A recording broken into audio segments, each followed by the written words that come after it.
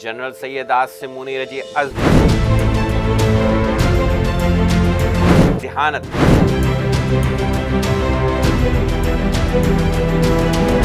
बहादुरी,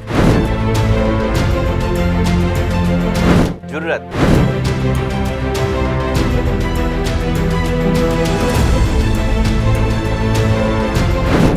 बेखौफ क़यादत जी सलाहियतुनि जी शानदार फ़ौजी ख़िदमतुनि ते उनखे फील्ड मार्शल जो एज़ाज़ ॾिनो वियो आहे।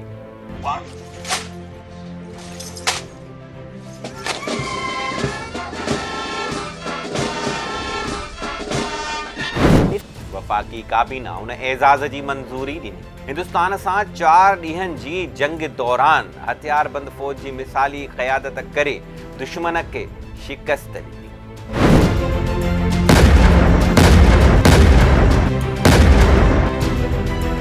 फील्ड मार्शल हिकु एज़ाज़ी उहिदो आहे। ही फ़ौज में जनरल जे रुतबे खां मथां आहे। फील्ड मार्शल जो एज़ाज़ सिर्फ़ 4 स्टार जनरल्स खे ई ॾिनो वेंदो आहे। ही उहिदो जंगी महारत, क़ौमी दिफ़ा में शानदार ख़िदमतुनि जे एवज़ एज़ाज़ तौरु ॾिनो वेंदो आहे। पाकिस्तान में हिन वक़्तु 4 जनरल्स आहिनि। ज़मीनी फ़ौज, बहरी ऐं हवाई फ़ौज जे चीफ्स ऐं जॉइंट चीफ्स ऑफ स्टाफ कमेटीअ जो सरबराह। फील्ड मार्शल जे उहिदे सां का कमांड जी ज़िम्मेवारी हूंदी नाहे, पर इहा हिकु इज़त जी अलामत हूंदी आहे। सैयद आसिम मुनीर पाकिस्तान जो ॿियों जनरल आहे जंहिंखे ही एज़ाज़ मिलियो आहे। उन खां अॻु ही एज़ाज़ जनरल अयूब खे हिंदुस्तान ख़िलाफ़ 17 ॾींहनि वारी जंग जे फ़तेह कई। जनरल अयूब ख़ान भारतीय जारियत जे ख़िलाफ़ टिनी फ़ौजनि जी बहितरीन क़यादत कई हुई। हू जनरल सां गॾु मुल्क जो सदर पिणु हुयो। आर्मी चीफ जो उहिदो जनरल मोहम्मद मूसा वटि हुयो, जेको अज़्मो हिम्मत ऐं हिकु मिसाली जनरल हुयो। एयरफोर्स जी सरबराही उन वक़्त जे एयर मार्शल नूर ख़ान जेजी करे रहियो हुयो। बहरिया जी कमांड एडमिरल अफ़ज़ालुर रहमान AR ख़ान वटि हुई।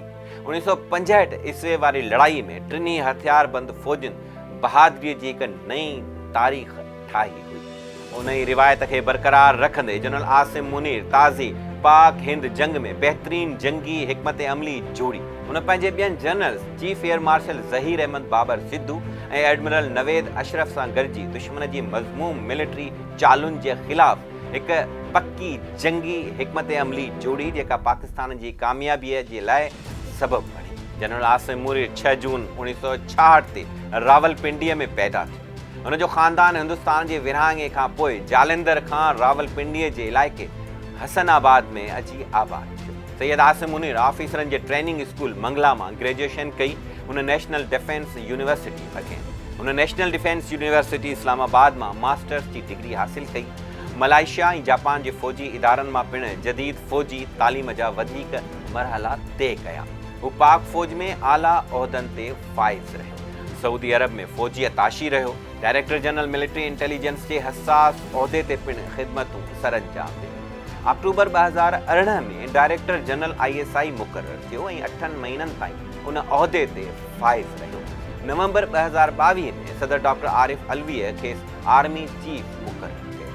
जनरल आसिम मुनीर जी क़यादत संभालण खां पोइ पाकिस्तान खे मुख़्तलिफ़ चैलेंजिस खे मुंहुं ॾिनो पियो। अफ़गानिस्तान मां अमरीकी फ़ौजियुनि जी वापसी, ईरान ऐं अफ़गानिस्तान जी मुदाख़िलत, जंहिंजे जवाब में पाकिस्तान जी फ़ौजी कार्रवाई, ताज़ी पाक भारत जारियत जंहिंमें हुनजी मुतहरिक क़यादत पाकिस्तान खे हिकिड़ी कामयाबी ॾियारी।